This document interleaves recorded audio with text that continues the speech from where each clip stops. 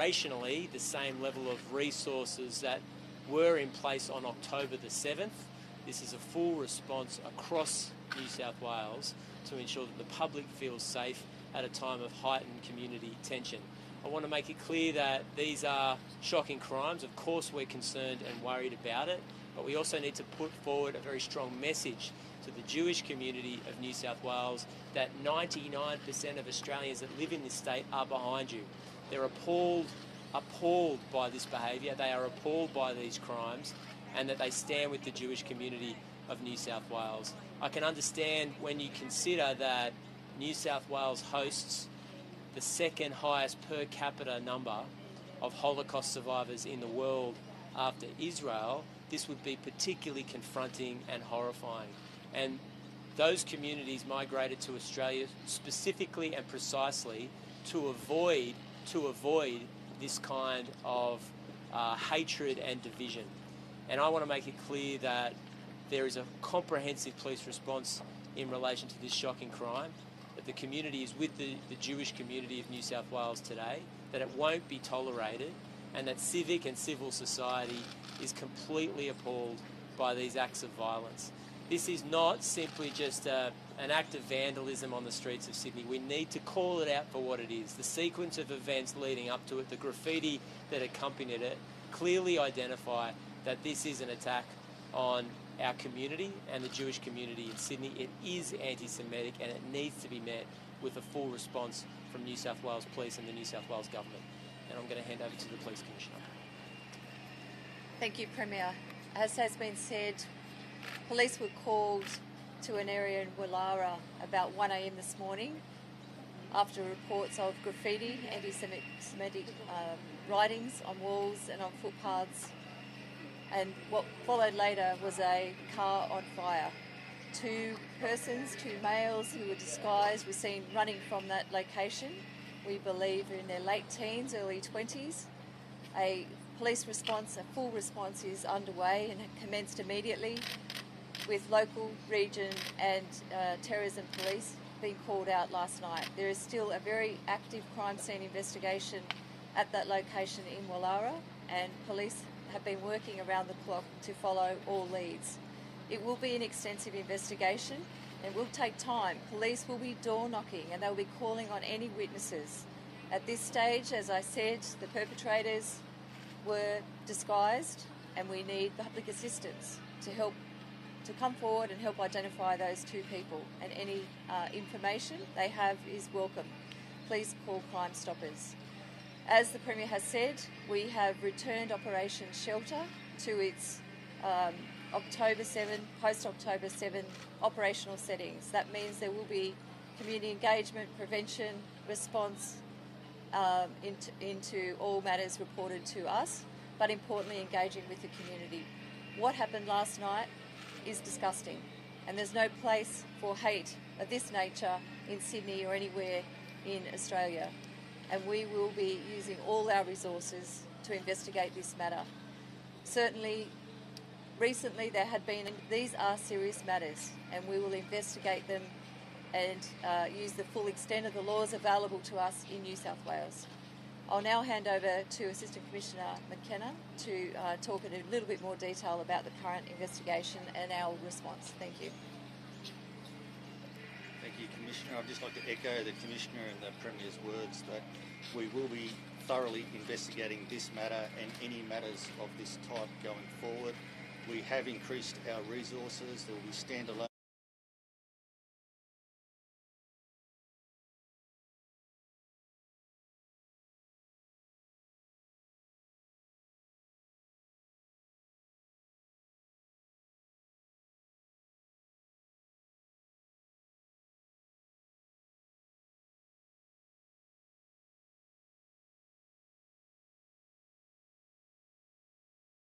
My name's David Ossip and I'm President of the New South Wales Jewish Board of Deputies, which is the roof body of the Jewish community here in New South Wales. I'd like to begin by thanking the Premier, the Police Commissioner and other representatives of New South Wales Police for being with us today and for their extremely swift response to what we saw in Woollahra overnight.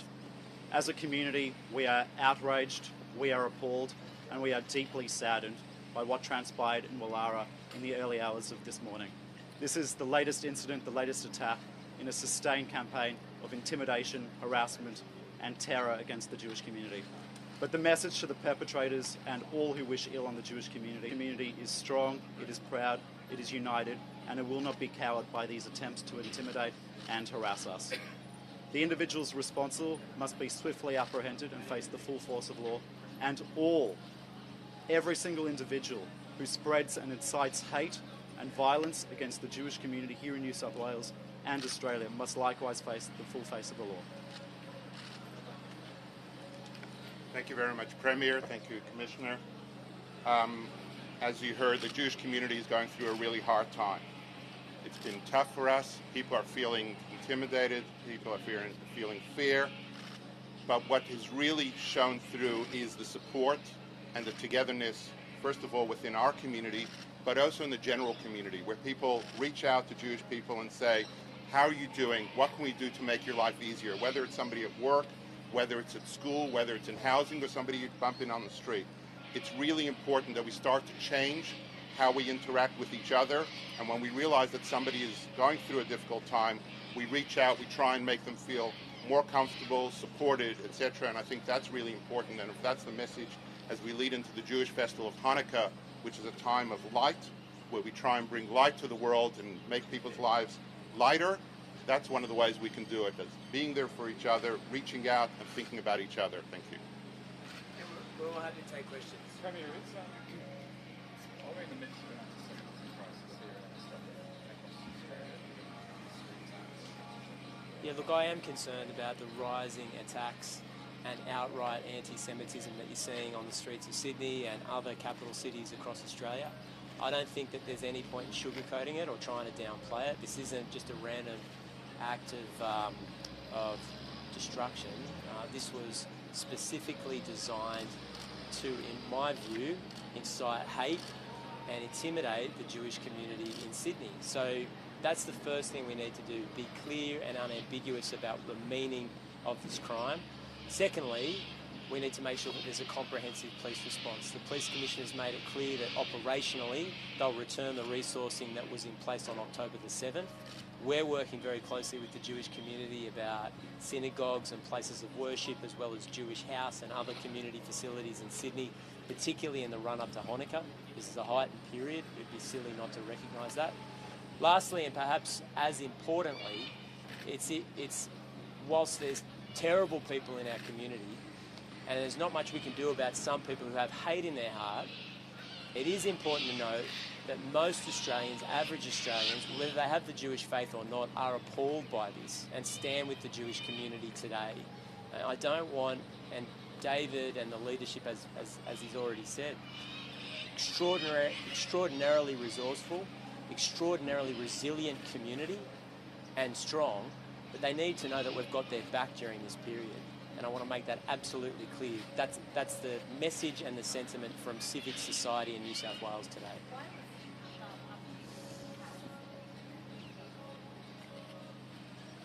Well, I can't promise it would end tomorrow. It would be irresponsible as Premier of New South Wales to promise an end to this. I think that there are actions that we can take today from a law enforcement approach as well as a civic society approach to condemn the attacks, to mitigate it in our community and do our best to stop it wherever it eventuates. But I'm not going to lie about it, there's some bad people that exist in our community.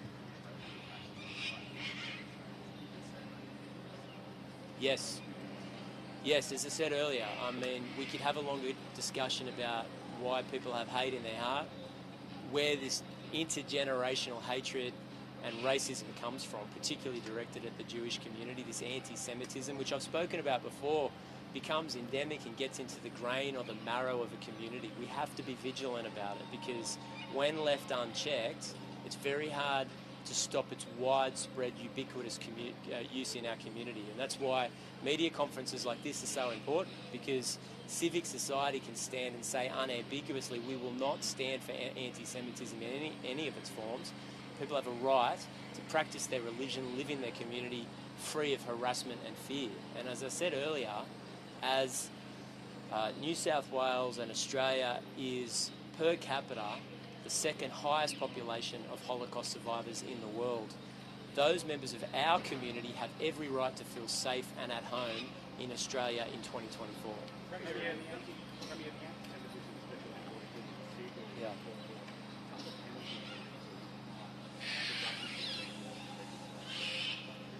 Potentially, I mean, the police investigation is our number one priority, but as the police commissioner said, those who were arrested yesterday for those acts of hate crime on the streets of Woollahra 2 weeks ago will face a maximum penalty of 10 years in prison. So the laws are serious, and I don't want anyone to believe that this will be simply treated as a wanton act of vandalism as if it was occurring on any streets. No, it's specific and targeted and warrants A, a comprehensive police investigation, and B, charges that reflect the seriousness of the crime. Premier, while noting the report on your response on the last raised, while also noting that there is a strong weapon against self-defense attack. Members of the Jewish community to me anyway have said, I've always feared an escalation like this given the simmering anti-Semitism well documented. Where attacks like these two have seen, given all the food that I've seen over the last year, anti-Semitism, are they not unfortunately escalation like this? It's very difficult for me to know. I don't know. I mean, you know, if the question is, can we do more? I think the answer is yes. And I'm not closing the door to changes to the law. I mean, I've said this a few times. Australia doesn't have the free speech laws that are in place in America, and for one very important reason, because we have developed a multicultural community where it doesn't matter what your faith or your religion is, you must live side by side with your neighbour in peace. And if we need laws in place to protect what has been built over multiple decades and make sure that people feel safe in Australia, that's what we'll do. We cannot have a situation where we are importing conflicts around the world onto the streets of Sydney and saying, well, it's just inevitable because something happened on the other side of the world. That's not going to be the case in Australia. And frankly, the way we hold our community together can't rest on the worst actor, the baddest faith actor in our community acting up and then all of us turning a blind eye. Multiculturalism will not survive like that.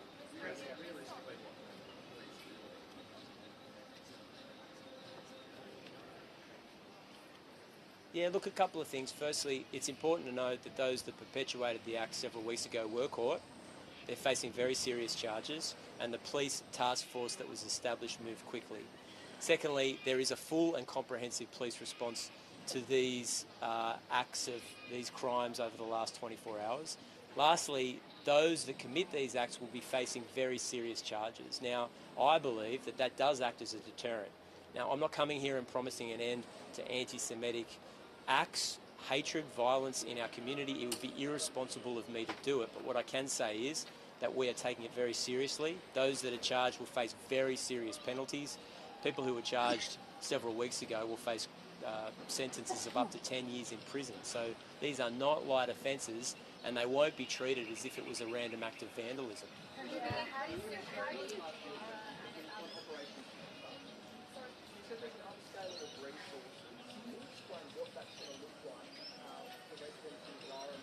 Certainly the return of Operation Shelter to the post-October 7 settings means that there will be increased patrols, increased engagement with the community, a very high visible police presence. We're actually taking police and dedicating them to Operation Shelter, and they'll be tasked to engage with the community, patrol. So police will be out there. The community can expect to see officers that will come up and speak to people, come up and get a sense of how they're feeling and say that we are there, that we're all there. But this Operation Shelter uptick will certainly be about dedicating resources to increased HVP in areas of concern and engage members in all parts of the community. There's a question about how do we prevent this, and it's going to take everyone. It's not a policing response. We need people, we need families to have discussions with their children, their young ones, with whole of community to say this is not on. It's not acceptable to use violence, damage property. If there's hate, then you can't express your hate by hurting other people and damaging property. That is not acceptable in Sydney, in New South Wales. Commissioner, while we've... We believe it's stolen. It has been severely damaged by fire. So there's certainly a task ahead for our forensic officers to determine what the vehicle is and any information we can get from the vehicle. We believe it's stolen.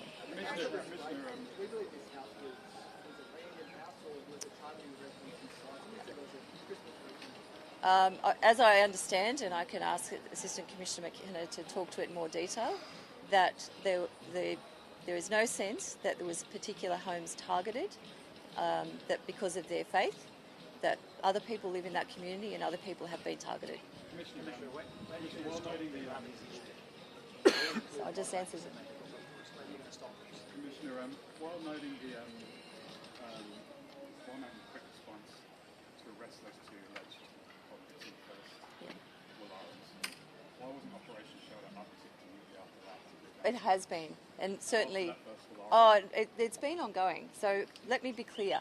Operation Shelter has been ongoing since October 7, 23. So it's been ongoing for over 12 months now, and we scale resources accordingly. Certainly, the Region Commander from Central Metropolitan Region, who's here with me, has been increasing patrols. What I'm saying today is Operation Shelter, and those officers will be dedicated to Operation Shelter and will report to a commander in Operation Shelter. That's the only thing that's different in that respect. There will be dedicated resources.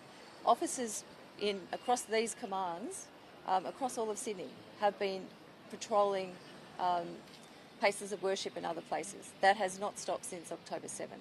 But certainly putting a dedicated resource set aside is what we're doing today. So.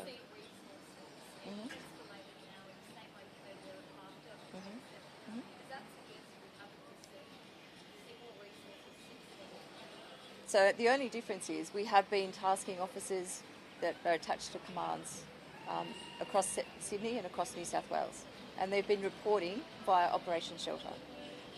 What we're doing in addition to that is having officers onto a roster, working out of shelter in the Sydney Police Centre, who will dedicate all their time to shelter, as well as officers in commands on shift 24/7. They'll be responding and tasking, so it's an additional resource. So I'll come back to you. Yes.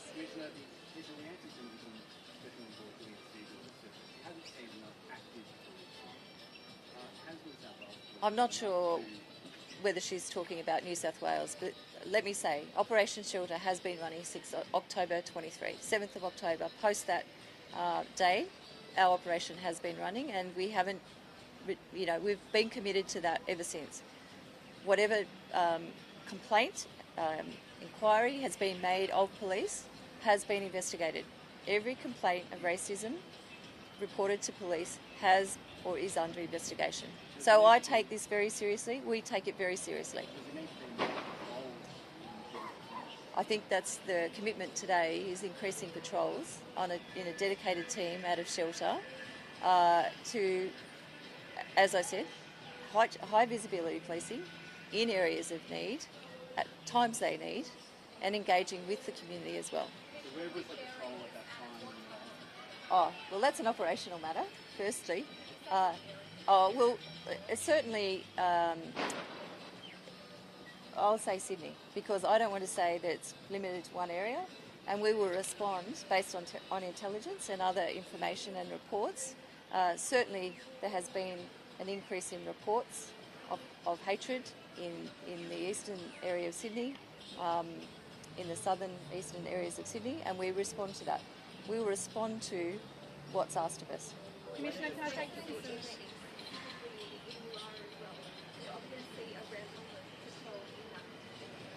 I think I've just answered that question. We will certainly increase patrols based on where the community concern is. Commissioner, can I take you to some other... Pardon? Of course. Police respond to intelligence and concerns from their community, and we will engage with the community. The solution lies in the community to this, and we need to be talking to community about what else can be done and how we stop this happening on our streets. That's our role in this, in a prevention space and an engagement space. We can respond time and time, but how do we prevent this? That's the question we need to be asking ourselves. Commissioner, a woman's been found dead in Campsie. A man has been arrested. Can you confirm whether this is another alleged domestic violence murder and speak on that? Certainly, I was notified only a short time ago. We haven't ruled out a domestic violence incident. How is this with your strike force that's going on at the moment? This is obviously something that has happened frequently this year. It's not even the end of the year. Domestic violence remains a priority for us. Every time I hear of the death of a woman, who are normally victims in domestic violence, but any death in a domestic violence setting breaks my heart, because we focus so much time and energy working with our partners right across government, non-government, to stop domestic violence. But it's something that keeps me awake at night, frankly, is that women are not always safe. Victims of domestic violence are not always safe. And again, we can't arrest our way out of this, and we really need people to come forward. And if they don't come to police, then go to a domestic violence service. Have you had any information yet about whether there were any APOs in place or whether they had any previous contact? I've had one very short briefing, and it was only notified a short time ago. So it's very, very early and premature to speculate. But I'm sure that local police will speak to it when we've got more information. And one other... Sorry. The lady in blue? Sorry. Please, Commissioner. Sorry. Sorry, can I just... Can I also say that earlier this morning I spoke to Israel's ambassador to Australia, and in that conversation made it very clear to him that we regarded this as a disgusting display of anti-Semitism, and that the vast, vast majority of people that live in New South Wales are horrified by it and recognise Israel as an ally and friend of Australia. Now, I want to make that clear and unambiguous. Said that to him directly this morning, and I hope to have further conversations with him later today.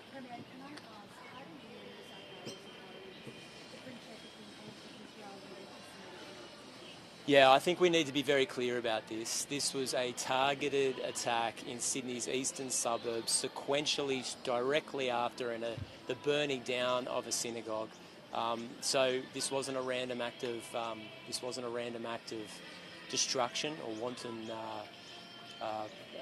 This was a deliberate attack, in my view, a deliberate attack designed to put fear into the hearts of the people that live in Sydney's east. It's also important to note that Woollahra has a large Jewish population. So I think that we would be unnecessarily splitting hairs now if we suggested this was not anti-Semitic, and I think doing a disservice to our other responsibility here and standing up unambiguously to these forms of racism and violence. We start splitting hairs this morning, and I fronted a press conference where I said, oh, look, I'm not sure whether this was anti-Semitic, when blind Freddie can see that it was. I think that would send the exact opposite message that this press conference is meant to convey. Premier, you've spoken to the ambassador again, did your government and what it's like for the community. Your government's efforts and the bid here in MSW, is that hampered at all by inaction by the federal Labor government on this issue? Well, no, but I've got an independent relationship with the ambassador, and through very challenging period of time over the last 12 months, we've worked incredibly closely with him to ensure that he knows that my government and the people of this state regard anti-Semitism and acts on Jewish community in the state as appalling.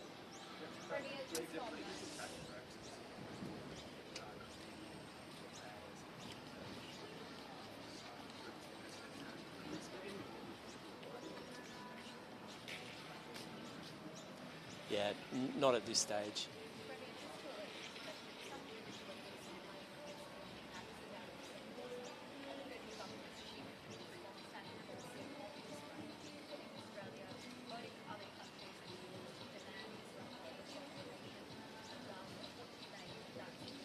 Yeah, look, I'm not going to make that claim. We've worked closely with Commonwealth authorities and me directly with the Australian Prime Minister about these issues, and it's important that that communication and that dialogue continue. We need to rely on both the Commonwealth Government, security agencies, intelligence agencies to combat what is a pervasive threat, and that is anti-Semitic violence in New South Wales. Would you be, into the Prime Minister, would you think this would be suitable or appropriate today by going forward? Look, no, I mean, I think everybody's focused on this important issue right now. Everyone. So we're going to have to wrap this up. We do have other things to do. One other thing Max? from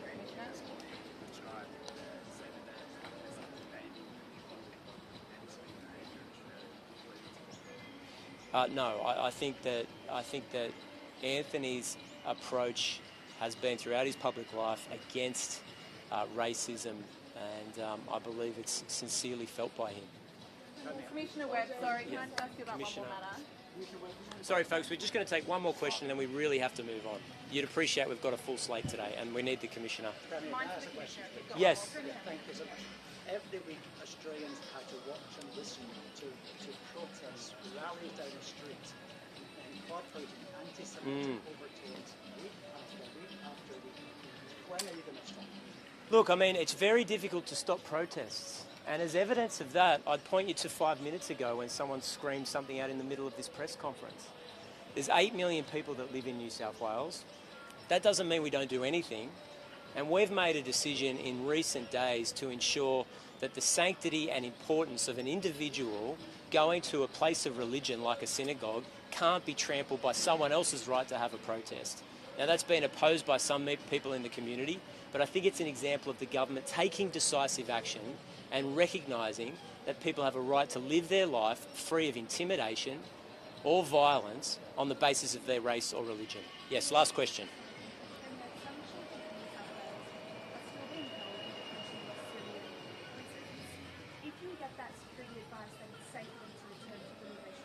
It's a matter for the Commonwealth Government. These are intelligence issues and immigration issues. As you can see,